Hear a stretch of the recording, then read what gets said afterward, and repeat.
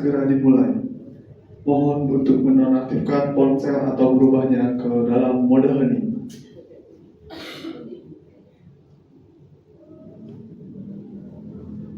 Yang terhormat Kepala Sekolah Negeri 2 Denpasar beserta jajaran, serta yang kami hormati Bapak Ibu Guru SMP Negeri 2 Denpasar.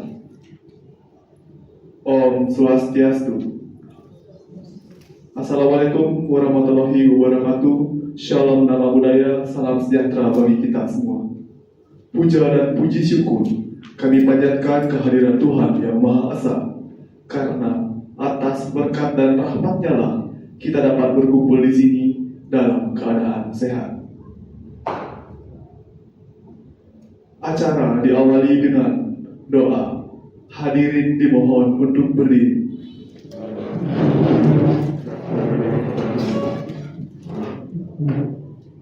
Doa saya pimpin. Berdoa dimulai.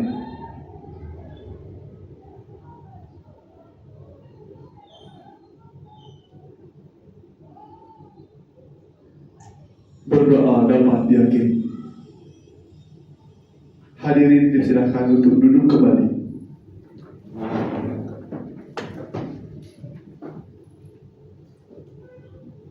Acara dilanjutkan dengan sambutan Kepala Sekolah Negeri 2 Denpasar kepada Ibu Ayu Sri Wahyudi. Dipersilakan. Oke, sebelumnya saya ucapkan pangandaran umat. Om Swastiastu. Assalamualaikum warahmatullahi wabarakatuh. Salam sejahtera untuk kita semua. Salam nama budaya rahayu. Terima kasih ya Bapak Ibu yang pagi hari ini masih bersedia hadir pada kegiatan yang dilaksanakan oleh calon guru penggerak kita, yaitu Bu Sri Setiariningsih, di mana kegiatan ini adalah bentuk dari aksi nyatanya tentang penyebaran pemahaman dan budaya positif. Penyebaran pemahaman, benar ya, dan budaya positif. Jadi kenapa saya juga sangat antusias pada kegiatan ini, karena Bapak Ibu, bagaimana kita nanti memberikan pembelajaran kepada siswa. Ketika kita memfasilitasi siswa, maka hal utama yang perlu kita berikan tidak hanya sekedar memberikan siswa kita pengetahuan, dia bisa ini, bisa itu, tapi dia juga harus memiliki budaya-budaya positif. Dia tahu dan bisa menteladani dan melaksanakan budaya positif itu. Nah, apa yang mungkin nanti tentang budaya positif itu mungkin akan lebih jelas dan lebih banyak disampaikan oleh Bu Sri Setiari. Olehnya ya dari nilai budaya positif itu. Nah, mungkin itu yang saya dapat sampaikan. Bu Sri, terima kasih sudah mau berdesiminasi atau berbagi praktik baiknya. Nanti semoga kegiatan guru penggerak ini tidak hanya untuk ibu saja bermanfaat, tapi juga mohon diimbaskan ilmunya kepada teman-teman sekolah. Kemudian kegiatan guru penggerak ini juga semoga berdampak pada sekolah ya. Jadi programnya apa, ada program-program inovasi itu bisa diterapkan sehingga bermanfaat bagi guru, teman-teman, dan juga bagi sekolah. Karena itu ya, jadi guru penggerak tidak hanya untuk menggerakkan dirinya, tapi dia bisa menggerakkan ekosistem di sekitarnya. Ekosistem di sekitarnya yang paling dekat teman kerja dan juga siswa. Karena tujuan dari program ini adalah untuk murid dan murid. Ya. Jadi kalau ada efek sampingnya, ada dapat sertifikatnya, itu adalah bonusnya. Tapi dampak yang diharapkan adalah dampak yang muncul pada siswa. Makanya nanti ada istilah berdampak pada murid atau program yang berpihak pada murid. Jadi apapun program yang ibu lakukan nanti, saya harap itu semua memiliki dampak kepada murid kita ya. Baik, demikian yang dapat saya sampaikan. Jika ada hal yang kurang berkenan, saya mohon maaf. Saya tutup dengan Karama Santi. Om Santi Santi Santi Om.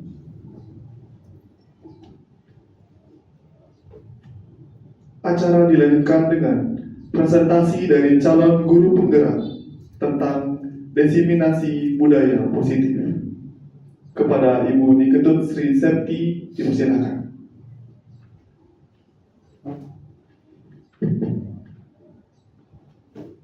Baik, terima kasih sebelumnya kepada moderator. Sebelumnya yang terhormat Ibu Kepala Sekolah, serta staf. Kemudian yang terhormat teman-teman guru semuanya yang bersedia hadir hari ini untuk mendengarkan penyebaran positif yang telah saya dapatkan di pendidikan guru penggerak. Jadi mohon maaf saya menyita waktunya Bapak Ibu sebentar. Jadi karena penyebaran budaya positif ini perlu sekali saya diseminasikan, jadi saya sebarkan kepada Bapak Ibu guru semuanya karena ini menyangkut anak didik kita di sekolah. Ya, next Pak Asmara. Nah, ini agenda diskusi kita yang tadi sudah pembukaan, kemudian sekarang akan dilanjutkan ke presentasi, kemudian ada tanya jawabnya, kemudian terakhir ada penutupnya. Next. Nah, sebelum kita mulai acara ini, mohon izin Ibu Kepala Sekolah, kita biar tidak tegang ya, habis upacara, kemudian kemarin lomba-lomba juga, mari kita berdiri dulu Bapak Ibu, biar tadi makanan yang dimakan itu turun ya, biar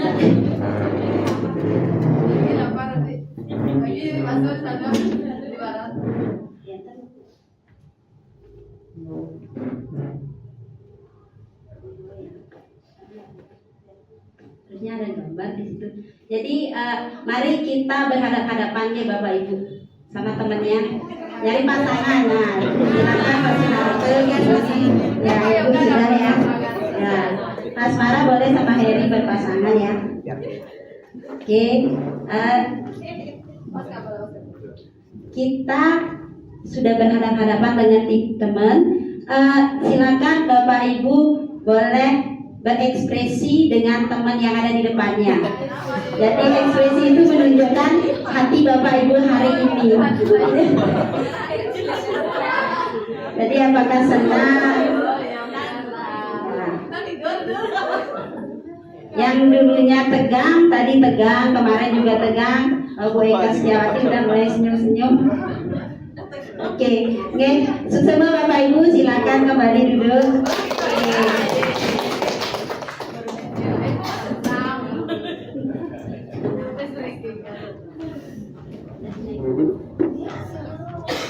Kenapa? Itu kalau yang dibantu asli yang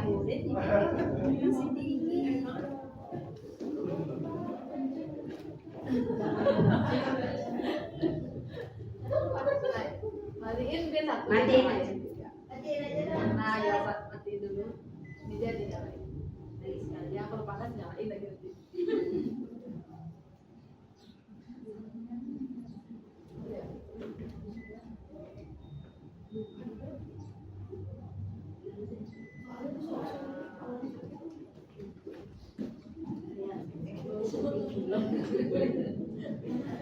Baik Bapak Ibu, karena tadi kita sudah ice breaking sebentar, cuma hanya senyum aja, ya.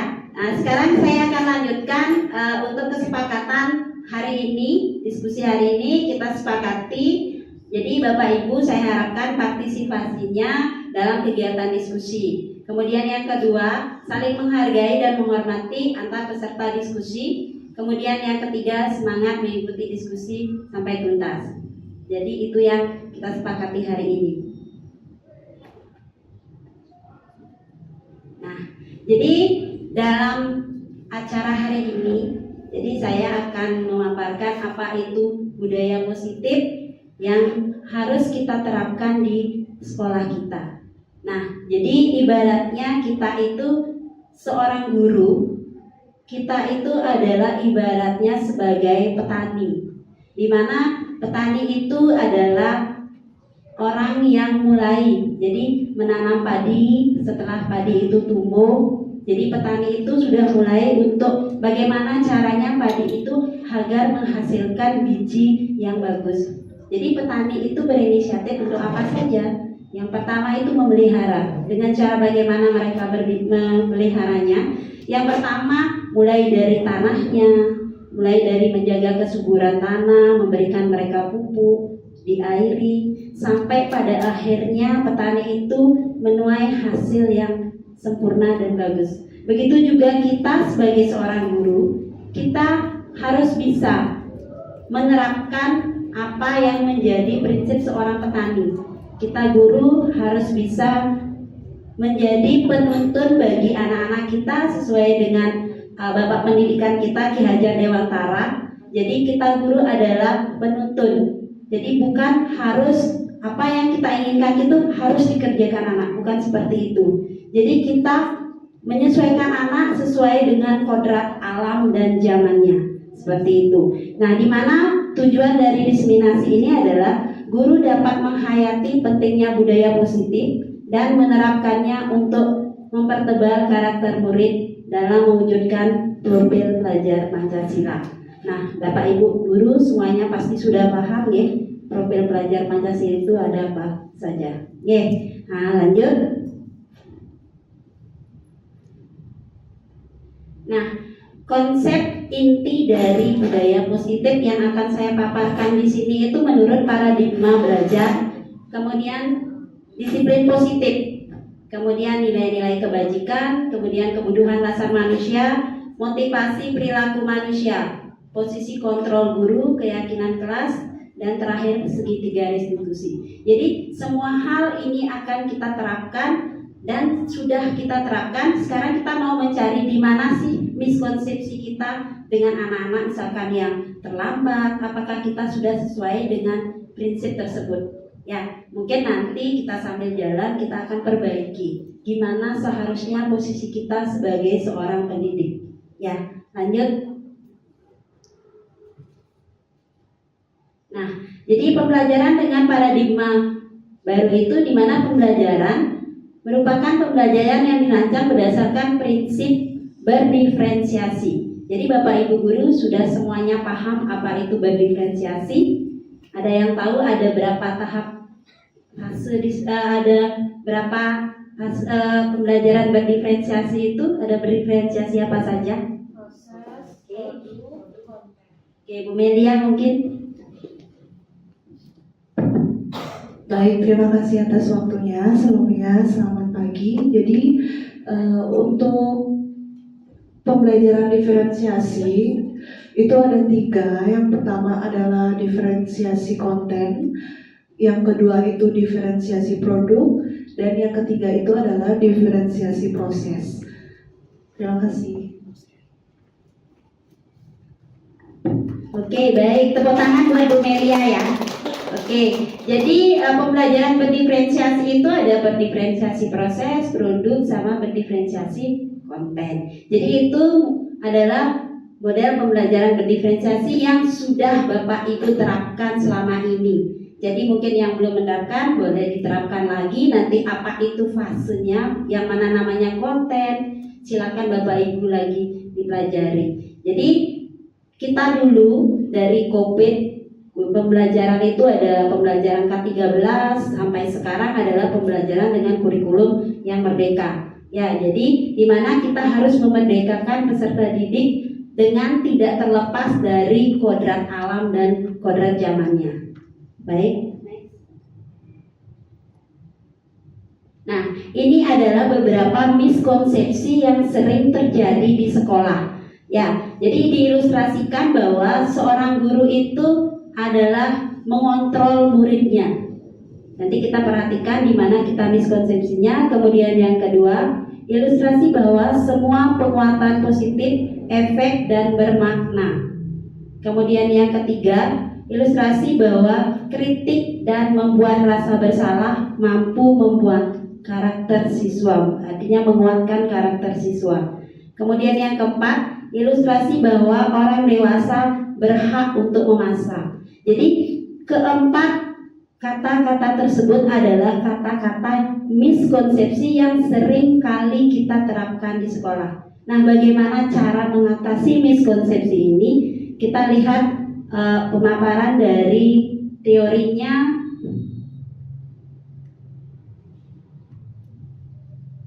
Nah, ini menurut Stephen R. Covey dalam bukunya Principle Center Leadership mengatakan bahwa bila kita ingin membuat kemajuan yang perlahan, sedikit demi sedikit, ubahlah sikap atau perilaku Anda. Namun, bila kita ingin memperbaiki cara-cara utama kita, maka kita perlu mengubah kerangka acuan kita. Ubahlah bagaimana kita melihat dunia, bagaimana Anda berpikir tentang manusia. Ubahlah paradigma Anda, skema pemahaman dan penjelasan aspek-aspek tertentu tentang realitas. Ini yang harus kita ubah. Ya, oke, nanti kita sambil jalan, pasti kita akan bisa menerapkan prinsip tersebut. Next. Nah, ini salah satu mengubah paradigma stimulus respon ke pendekatan teori kontrol. Jadi stimulus responnya itu realitas kebutuhan kita sama, di mana secara teoritis bahwa kebutuhan masing-masing orang itu berbeda. Jadi kita tidak boleh menyamakan prinsip kita dengan orang lain. Itu adalah miskonsepsi kita. Kemudian semua orang melihat hal yang sama, tetapi secara teori kontrol setiap orang memiliki gambaran yang berbeda-beda. Itu setara dengan yang berdiferensiasi tadi. Jadi kita mencoba mengubah agar orang berpandangan sama dengan kita, tapi secara teori itu kita berusaha memahami pemandangan orang lain tentang dunia kita. Kemudian perilaku buruk dilihat sebagai suatu kesalahan, sedangkan teori kontrolnya adalah semua perilaku memiliki tujuan tertentu. Sama seperti anak-anak ya. Jadi kalau kita melihat dia terlalu nakal sekali, tapi dia melakukan hal itu pasti ada tujuannya. Ya, jadi karena kita memiliki siswa yang beragam, ada yang inklusi, ada yang non, jadi mereka punya cara mereka masing-masing. Jadi kita boleh membantahnya, tapi tetap pada jati diri siswa itu sendiri. Seperti itu. Kemudian orang lain bisa mengontrol saya, tapi dalam teori hanya ada yang bisa mengontrol kita hanyalah diri kita sendiri. Jadi bukan orang lain. Kemudian saya bisa mengontrol orang lain, Anda tidak bisa mengontrol orang lain juga. Memaksakan pada saat rujukan gagal. Jadi kolaborasi perlunya teori kontrolnya itu adalah kolaborasi konsensus menciptakan pilihan-pilihan yang baru. Kemudian yang terakhir itu stimulus responnya berupa model berpikir menang atau kalah. Nanti di teori kontrolnya itu model berpikir menang atau kalah itu bisa diterapkan dalam pembelajaran ya. Biasanya ada yang menerapkan siapa yang bisa menjawab, dia akan mendapatkan poin sekian. Itu akan nanti saya jabarkan di mana apakah posisi seperti itu bagus buat anak-anak kita apa tidak. Seperti itu. Silakan. Nah, jadi di sini pengertian dari disiplin positif itu berasal dari kata disiplin. Artinya belajar disiplin mengacu pada disiplin diri yang memiliki tanggung jawab terhadap apa yang dilakukannya berdasarkan nilai yang diyakininya. Di mana disiplin positif merupakan salah satu cara penerapan disiplin dengan tujuan menumbuhkan kesadaran peserta, berdayakan peserta didik tanpa imbalan atau penghargaan, reward atau ancaman atau hukuman. Jadi biasanya ini yang kita salah terapkan. Ya, jadi sebenarnya kalau dalam disiplin positif itu kita tidak boleh mengandalkan sebuah penghargaan atau reward. Yang bisa jawab silakan langsung dapat reward. Mungkin tidak usah ikut ulangan, apa sudah poinnya tinggi jadi tidak usah. Nanti itu akan menimbulkan rasa iri kepada siswa yang tidak mampu, bukan menambah motivasi mereka. Kadang-kadang ibunya itu aja yang ditunjuk, gimana saya mau dapat nilai? Nanti takutnya biar tidak menimbulkan hal yang seperti itu. Kemudian sebagai pendidik, tujuan kita adalah menciptakan peserta didik yang disiplin. Dari mereka berperilaku mengacu pada nilai-nilai kebijakan yang universal dan memiliki motivasi intrinsik dalam perubahan perilaku ke arah yang lebih baik. Jadi itu adalah tujuan kita sebagai pendidik untuk menciptakan disiplin positif.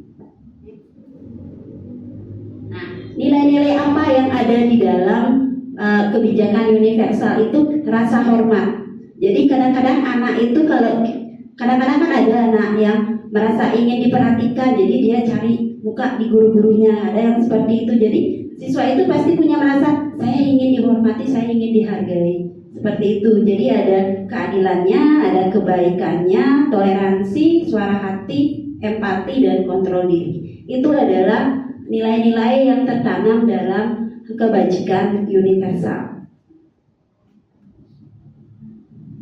Nah, nilai-nilai yang lebih rinci itu ada nilai yang keadilan, kemudian kepedulian, kejujuran, pelayanan, kemudian ada tanggung jawabnya, kesabaran, keamanan, kemudian ada mandiri, berprinsip, keselamatan, dan kesehatan. Jadi semua nilai ini sudah ada di dalam diri kita masing-masing sebagai pendidik dan juga peserta didik kita. Nah, bagaimana implementasi dari nilai-nilai kebajikan? Misalkan ini ada peraturan, selalu mengembalikan buku pada tempatnya. Nilai kebajikannya adalah berarti siswa itu harus mempertanggungjawabkan di mana dia mengambil, disitulah dia harus menempatkannya lagi. Dilarang mengganggu orang lain. Nilai kebajikannya adalah menghormati orang lain dan diri sendiri. Kemudian hadir di sekolah 15 menit sebelum pembelajaran dimulai. Itu nilai kebajikannya adalah menghormati orang lain, komitmen pada tujuan yang berkomitmen dengan sekolah. Kemudian dilarang melakukan kekerasan, keselamatan, menghormati orang lain. Itu nilai kebajikannya. Kemudian dilarang menggunakan narkoba, itu adalah nilai kesehatan. Kemudian bergantian atau menunggu giliran, itu menghormati orang lain. Biasanya di kantin ya, di kantin berdesak-desakan sama kayak tadi itu kita sudah mengimplementasikan nilai-nilai dari kebajikan ini. Kemudian menggunakan masker kesehatan ini ketika kita COVID atau ketika anak-anak sakit, meskipun guru juga sakit, lebih baik kita menggunakan masker untuk menghindari kontak juga dengan siswa. Jadi siswa yang sehat biar tidak terkontaminasi. Jadi jangan berlari-lari di kelas atau di koridor, itu menyangkut keselamatan dan keamanan siswa itu sendiri. Ya, jadi itu implementasi peraturan atau nilai kebajikan yang sering terjadi di sekolah. Nah, sekarang apa kebutuhan dasar dari manusia? Kebutuhan dasar manusia itu adalah segala sesuatu yang kita lakukan untuk mendapatkan apa yang kita inginkan. Jadi Bapak Ibu, apa yang menjadi kebutuhan dasar kita adalah itu segala sesuatu yang kita inginkan dengan tujuan tertentu. Dan semua usaha terbaik yang kita lakukan adalah dalam rangka agar kebutuhan dasar kita terpenuhi dengan baik. Oke, itu kebutuhan dasar. Nah, ini ada 5 kebutuhan dasar manusia. Yang pertama adalah kebutuhan hidup, di mana kita semua membutuhkan hal ini seperti makan, pakaian, tempat tinggal, kesehatan, dan keamanan. Itu adalah kebutuhan dari hidup kita, ya. Itu sejenis dengan kebutuhan pokok dari kita, kebutuhan manusianya. Kemudian kebutuhan kasih sayang dan rasa diterima dan dipedulikan, berbagi, bekerja sama, menjadi bagian dalam kelompok. Kemudian yang ketiga, penguasaan, di mana ada harga diri, keinginan untuk dianggap, memimpin, berprestasi, diakui, dan didengar. Kemudian kebebasan atau mandiri, memiliki pilihan, mencoba hal yang baru, mampu mengendalikan arah dirinya masing-masing. Kemudian yang terakhir itu adalah kesenangan, bermain, humor, antusias, dan tertawa. Itu adalah 5 hal kebutuhan manusia yang harus terpenuhi. Ya, oke, next. Nah, apa saja motivasi perilaku manusia? Mungkin apa yang memotivasi? Ada 2 hal itu. Yang pertama ada motivasi ekstrinsik dan motivasi intrinsik. Yang namanya motivasi ekstrinsik itu adalah untuk menghindari ketidaknyamanan atau hukuman. Misalkan ada anak-anak itu datang terlambat, ya. Jadi datang terlambat, dia takut datang ke sekolah karena misalkan udah jam 7 lebih, dia takut dihukum. Berarti itu motivasinya bukan berasal dari dirinya sendiri, berarti itu datangnya dari luar dirinya sendiri. Itu menyangkut motivasi yang datangnya atau aturan dari sekolah itu, ya. Jadi bukan datangnya dari dirinya sendiri. Kemudian yang kedua, untuk mendapatkan imbalan atau penghargaan orang lain. Itu motivasi juga dari Bapak Ibu gurunya. Kalau dia datang lebih cepat, kamu akan mendapatkan hadiah. Seperti itu biasanya, ya. Kemudian motivasi intrinsiknya itu untuk menjadi orang yang mereka inginkan dan menghargai diri sendiri dengan nilai-nilai yang mereka punya. Itu termasuk ke dalam motivasi intrinsik siswa ataupun guru. Jadi bagaimana kita itu semua keinginan itu mutlak ada dalam diri kita. Makanya disebut sebagai motivasi intrinsik. Apakah harus datang lebih awal ke sekolah biar tidak terlambat 15 menit, kemudian 10 menit sebelum mengajar, apa yang harus dilakukan. Seperti itu adalah termasuk motivasi perilaku manusia. Nah, ini yang sering menjadi miskonsepsi kita di sekolah. Jadi Bapak Ibu bisa nggak membedakan yang mana hukuman, yang mana konsekuensi, yang mana restitusi. Nah, jadi dilihat dari hukuman.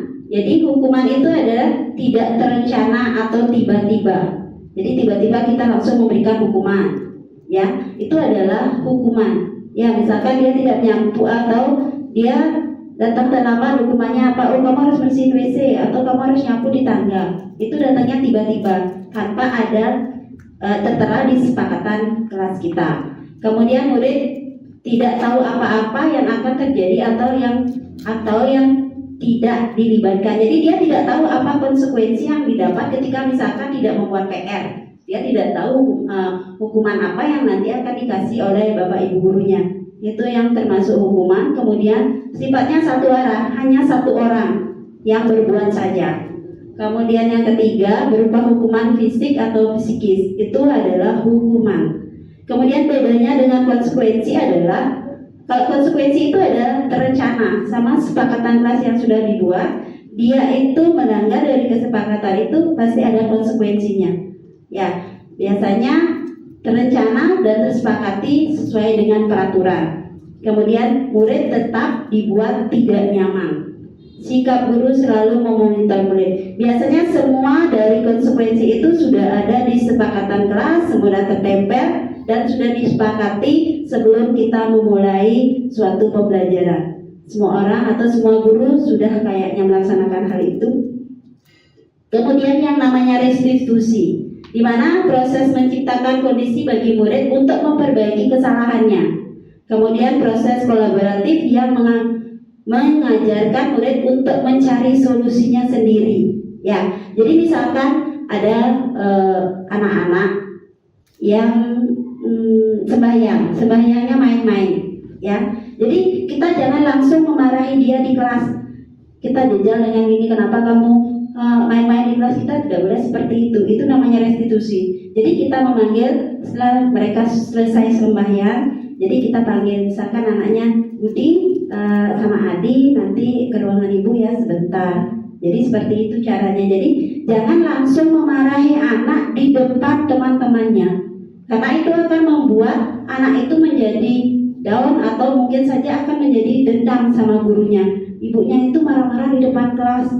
Padahal anak itu memang berbuat salah, tapi bukan begitu cara kita menyelesaikan masalah.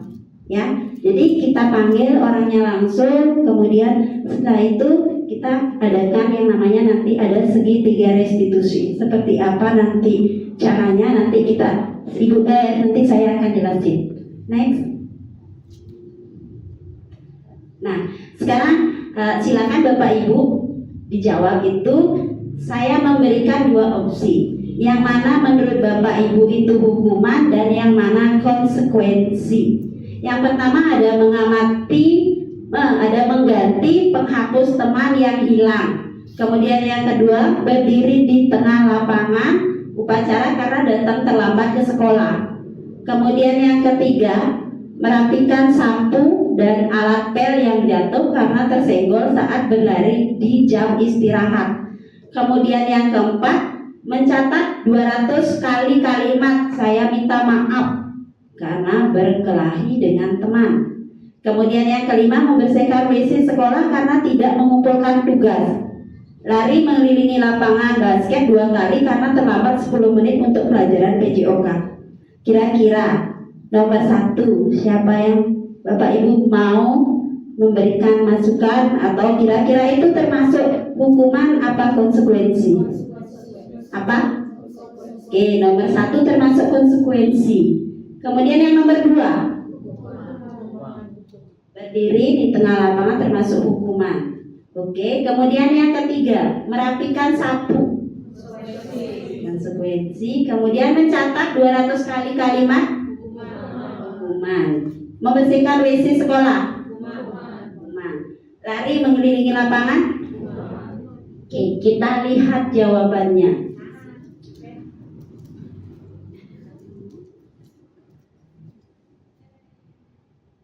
Ya, itu ya Bapak Ibu. Jadi pemahaman Bapak Ibu tentang hukuman dan konsekuensi itu seperti apa. Jadi kalau kita mengganti penghapus teman yang hilang itu termasuk konsekuensi.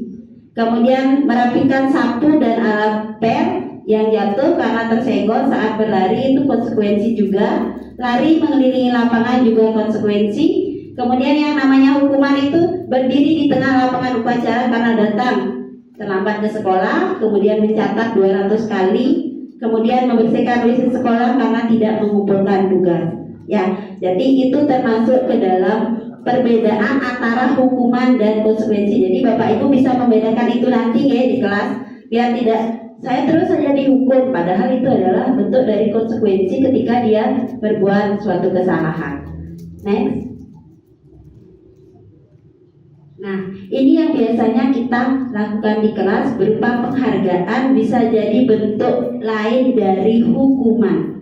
Ya, misalkan hukuman atas penghargaan efektif hanya untuk jangka pendek. Ya, jadi anak itu mau menjawab pertanyaan kita, tapi hanya pada waktu itu saja, tidak jangka waktu panjang. Jadi pas itu aja dia mau pintar, nanti untuk selanjutnya tidak ada apa-apanya buat mereka.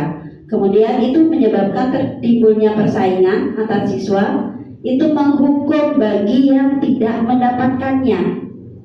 Ya, kemudian mematikan kreativitas, menurunkan ketepatan, kecewa bila tidak mendapatkan giliran. Jadi ada anak, kok saya nggak dipanggil Bu?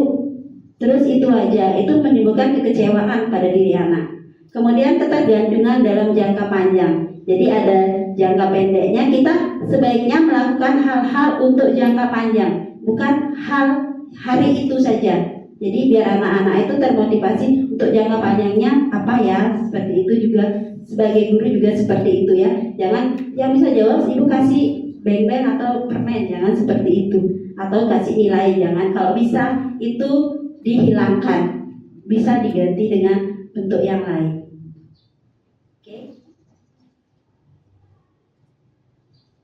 Nah, ini posisi kontrol kita sebagai guru. Di manakah kita sebenarnya? Jadi di sini ada posisi kita sebagai guru adalah sebagai yang guru selalu menghukum siswanya, kemudian membuat siswa selalu merasa bersalah, kemudian menganggap siswa kita adalah teman, kemudian kita sebagai pemantau. Jadi memantau gimana siswa itu, kemudian yang terakhir adalah manajer. Itu adalah posisi kontrol seorang guru. Nah, sekarang di antara posisi itu, yang mana kira-kira posisi Bapak Ibu?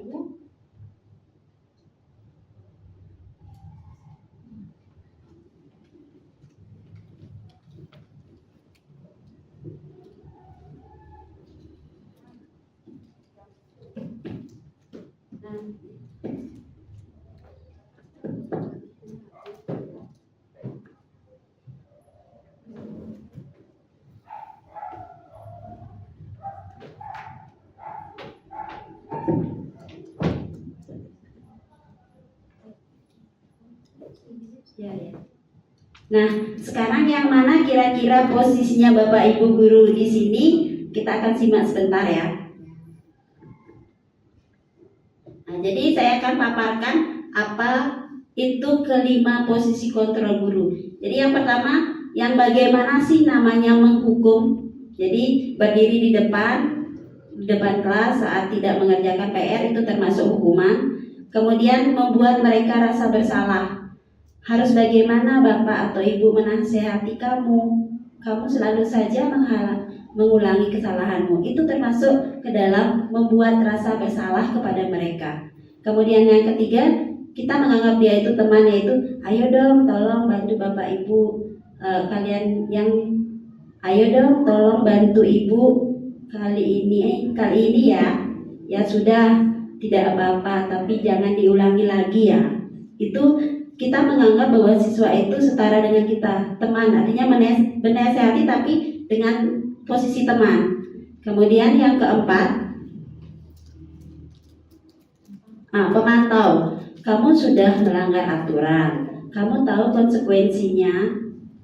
Lain kali buat PR dengan benar, jangan diulangi lagi. Jadi itu kata-kata yang bisa kita berikan kepada siswa yang melanggar aturan.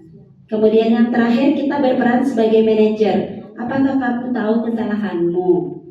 Kira-kira bagaimana cara kamu memperbaiki kesalahanmu? Itu peran kita sebagai manajer. Ya, jadi kelima posisi kontrol itu harus dimiliki oleh seorang guru. Oke? Nah, ini maksud saya. Kira-kira di antara kelima ini, yang mana posisi Bapak Ibu guru saat ini?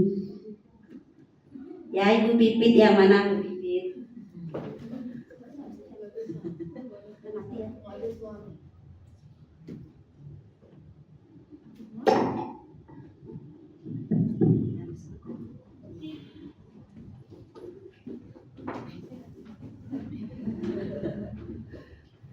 Selamat pagi, saya Pipit dari Guru Informatika. Saya sebagai penghukum karena siswa saya tidak mengerjakan PR itu hampir 75%. Jadi saya hukum hanya jongkok bangun bersama, tapi mereka happy, Bu. Itu aja. Ya, Ibu Pipit, berarti posisi Ibu Pipit masih di penghukum. Mungkin Bapak Ibu yang lain di mana kira-kira posisi saat ini? Ibu Tirta yang biasa sering menangani siswa bermasalah. Baik, selamat pagi. Terima kasih atas waktunya Ibu. Mungkin dari kelima posisi tersebut dari pelajaran Tirta di tahun-tahun kemarin, saat ini Tirta menerapkan di posisi ketiga sebagai teman. Jadi karena Tirta menanyakan juga bagaimana, kenapa alasannya apa tidak membuat PR, apakah ada yang bisa saya bantu. Silakan jika memang ada yang ditanyakan, tidak berani ngomong di kelas, silakan cari saya. Terima kasih. Oke, baik Ibu Tirta. Mungkin dari sini, Bu Ari. Bu Ari sebagai guru BK, kira-kira Bu Ari posisinya di mana? Jadi kalau guru TIK posisinya sebagai guru yang menghukum.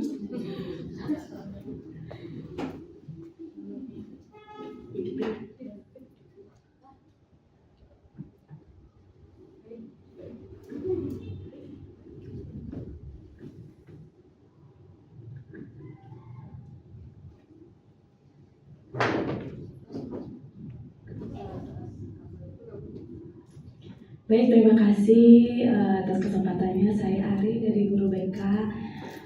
Di posisi itu sih saya lebih sering yang pertama ya, sama dengan Ibu Pipit, karena juga banyak sama, tidak membuat PR, kurang lebih sama 80%. Ya, saya lebih menghukum, membuat tugas tambahan saja. Paling membuat tugas tambahan, membuat pengakuan bahwa memang besok kasih hukuman yang lebih gak berat sih gitu, tugas tambahannya. Ya, kasih. Baik, tepuk tangan dulu buat Bapak Ibu semuanya. Baik, jadi dari ketiga Bapak Ibu guru yang sudah sampaikan tadi, ya ada yang menghukum, Bu Pipit, Bu Ari itu masih di posisi menghukum, kemudian Ibu Tita masih di posisi teman. Jadi sebenarnya kita sebagai guru itu harus berada di kelima posisi tersebut. Ya, jadi alangkah baiknya ketika anak itu melakukan kesalahan atau melakukan sebuah tindakan yang tidak benar menurut aturan sekolah, kita harus menerapkan kelima hal ini, ya. Jadi kapan kita harus menghukum mereka, kemudian kapan kita itu membuat mereka rasa bersalahnya sehingga mereka bisa menjadi teman buat kita.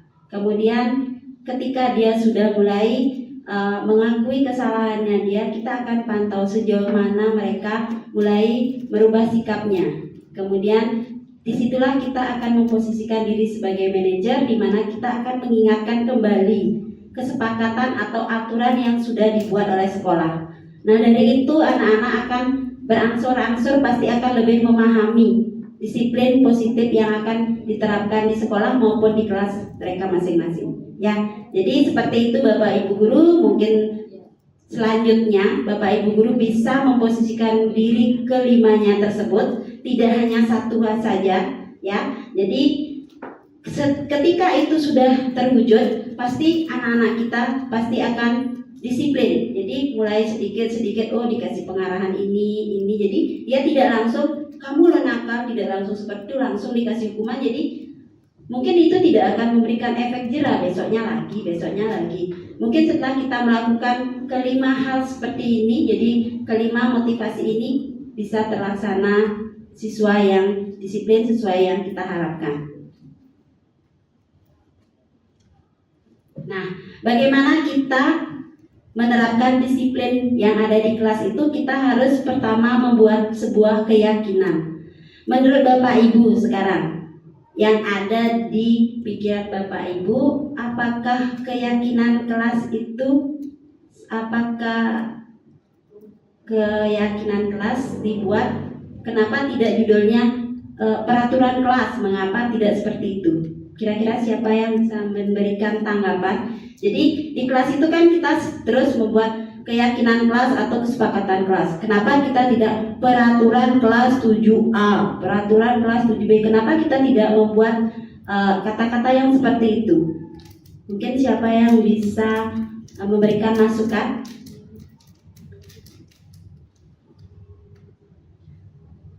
Bu Jung Dian bisa? Silakan Bu Jung.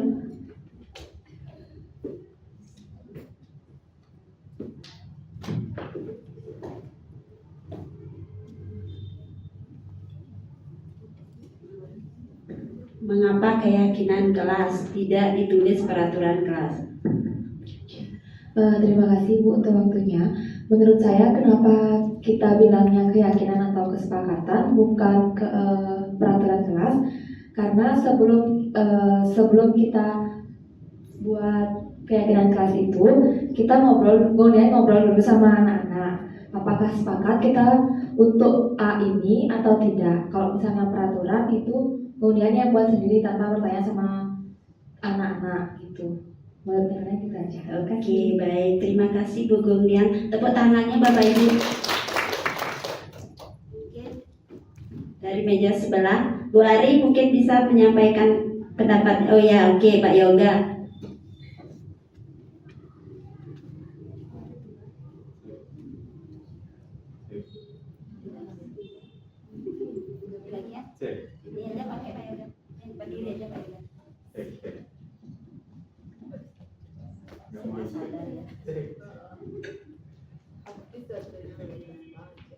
Baik, terima kasih Bu buat waktunya. Menurut Tian, berdasarkan ilmu psikologi, kalau katanya itu sudah keyakinan, itu mentransferkan stimulus supaya siswa bisa sama-sama yakin bisa melakukan apa yang sudah kesepakatan antara guru wali kelas dengan semua siswa gitu. Jadi hampir sama dengan yang disampaikan Bu Dian. Ya seperti itu. Terima kasih. Tepuk tangannya Bapak Ibu. Baik, terima kasih ya.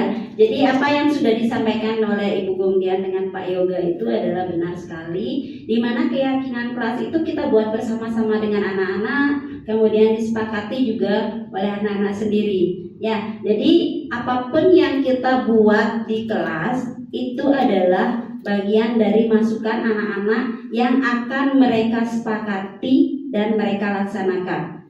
Nanti ketika mereka tidak bisa menyepakati apa yang menjadi kesepakatan kelas, pasti di bawahnya itu ada sebuah konsekuensinya. Seperti itu. Ya, jadi kalau peraturan itu ya kita yang membuat sendiri tanpa anak-anak tahu, berarti kita dianggapnya arogan jadinya. Apa yang kita inginkan harus kamu ikuti. Itu bukan termasuk ke dalam keyakinan yang kelas yang kita harus terapkan. Next. Nah, bagaimana keyakinan itu pembentukannya itu harus bersifat abstrak, di mana berupa pertanyaan yang universal, dibuat pertanyaan-pertanyaan yang positif, kemudian sedikit agar mudah diingat, sesuai dengan kondisi kelas dan sekolah sehingga mudah diterapkan. Kemudian semua warga sekolah atau warga kelas melibatkan saat membuat keyakinan. Jadi benar sekali ya katanya Ibu Gungdian. Jadi kita semua harus melibatkan siswa ketika membuat sebuah keyakinan kelas. Nah, ini salah satu keyakinan kelas yang sudah saya terapkan di kelas 7A sebelum saya memulai sebuah pembelajaran.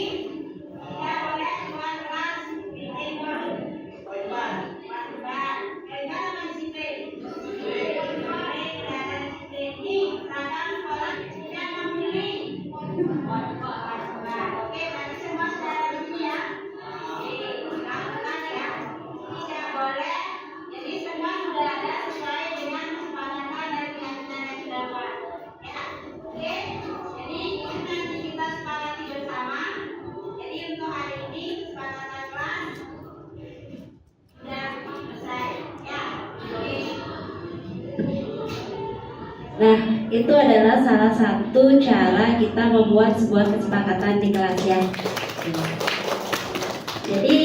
Jadi kesepakatan dulu kita buat. Dari kesepakatan itu kita akan mendapatkan nilai apa yang dicerminkan dari kesepakatan itu. Seperti misalkan yang pertama, tidak masuk kelas ketika pembelajaran sudah dimulai. Berarti sikap atau nilai apa yang tercermin di sana, yaitu disiplin. Seperti itu. Kemudian bertanggung jawab ketika Yang kedua itu adalah tidak membuang sampah sembarangan. Itu adalah termasuk dari tanggung jawab dia untuk menjaga kebersihan kelas. Seperti itu nanti dalam pembuatan keyakinan di kelas biar bisa Bapak Ibu terapkan nantinya. Lanjut.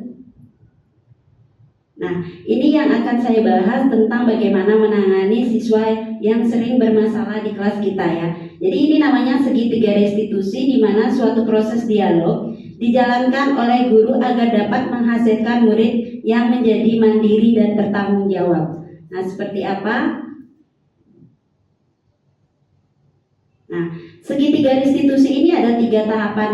Yang pertama, validasi tindakan yang salah. Jadi kita harus mencari tahu di mana salahnya mereka, kemudian menanyakan keyakinan mereka. Keyakinan kalian sudah dibuat itu seperti apa? Tanyakan dulu sama mereka. Kemudian yang terakhir baru kita stabilkan masalahnya. Kemudian yang namanya memvalidasi itu kita harus bertanya, kamu tentu punya alasan mengapa melakukan hal itu. Kemudian adakah cara yang lebih efektif untuk mendapatkan apa yang kamu butuhkan? Itu termasuk ke dalam memvalidasi tindakan. Kemudian menanyakan keyakinan. Keyakinan kelas apa yang telah kita sepakati? Kamu ingin menjadi orang yang seperti apa? Itu yang namanya menanyakan keyakinan kita. Kemudian yang terakhir adalah setiap orang kita menstabilkannya itu berarti dengan cara setiap orang pasti pernah melakukan kesalahan. Kamu bukan satu-satunya orang yang pernah melakukan kesalahan. Jadi kita bisa bandingkan dengan diri kita. Ibu juga pernah melakukan kesalahan seperti itu. Mungkin bisa disimak bagaimana cara kita menangani siswa yang mendapatkan permasalahan. Terus itu udah saya jelaskan jadi. Nah itu tahap menstabilkan seperti kata-kata yang tadi itu, ya. Lanjut yang terakhir, nah menanyakan keyakinannya. Jadi keyakinan yang sudah mereka buat di kelas mereka. Ini adalah salah satu contoh dialog segitiga restitusi ketika siswa itu melakukan sebuah kesalahan di kelas. Silakan.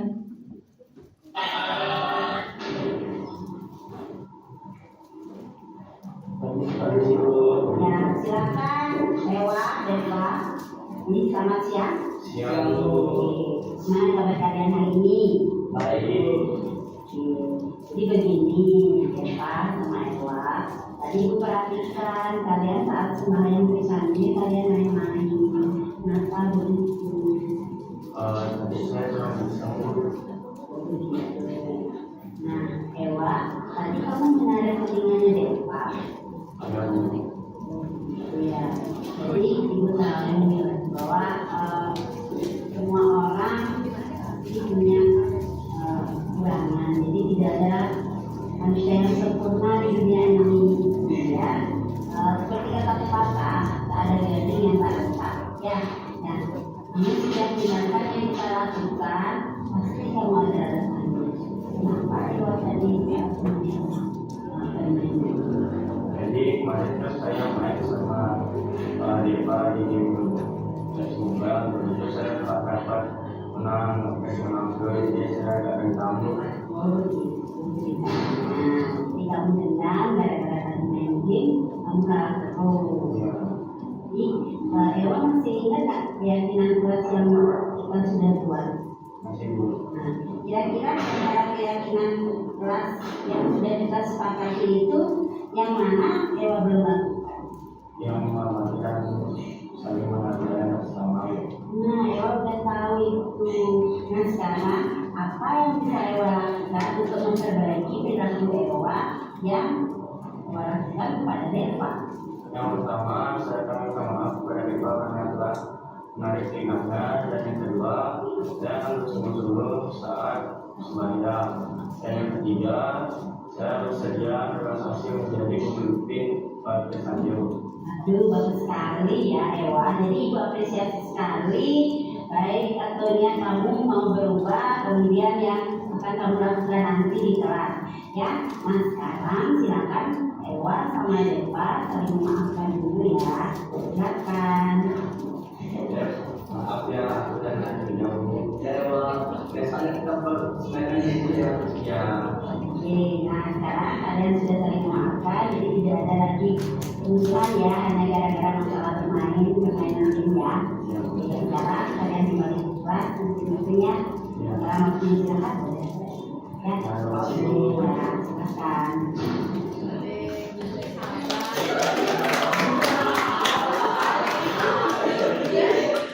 Oke, baik.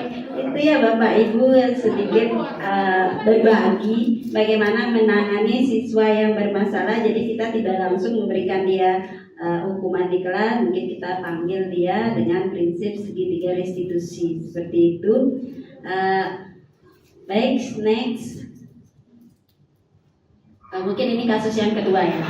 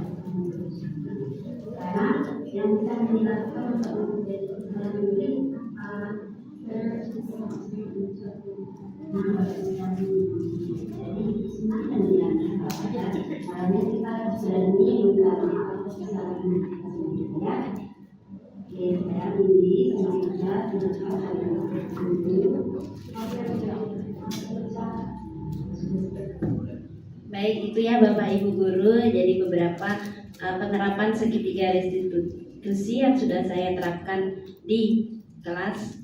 Jadi semoga Bapak Ibu bisa menerapkannya juga di kelas Bapak Ibu masing-masing ketika Bapak Ibu menemui siswa yang seperti itu ya. Lagi nyataan. Jadi untuk marah-marah. Oke, lanjut.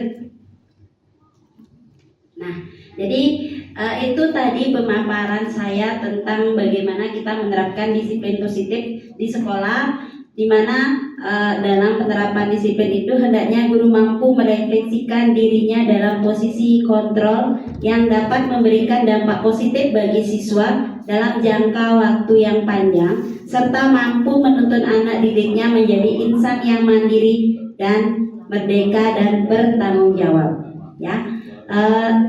Mungkin itu pemaparan saya tentang disiplin positif. Jadi mudah-mudahan apa yang sudah saya sampaikan bermanfaat buat Bapak Ibu semuanya.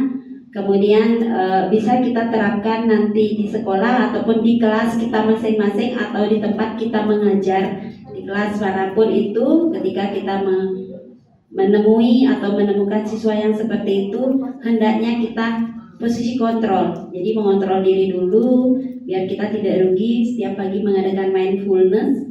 Jadi biar mindfulnessnya juga harus diterapkan ketika kita menemui siswa yang bermasalah seperti itu, ya. Baik, terima kasih banyak atas waktunya Bapak Ibu Guru sudah mau mendengarkan pemaparan saya di sini. Begitu juga Ibu Kepala Sekolah atas waktunya saya ucapkan terima kasih banyak. Akhir kata yang kembalikan kepada moderator.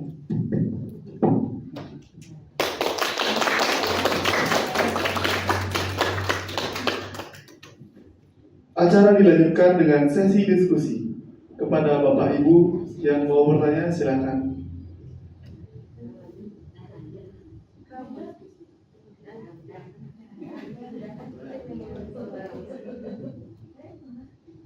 Demikian untuk acara hari ini.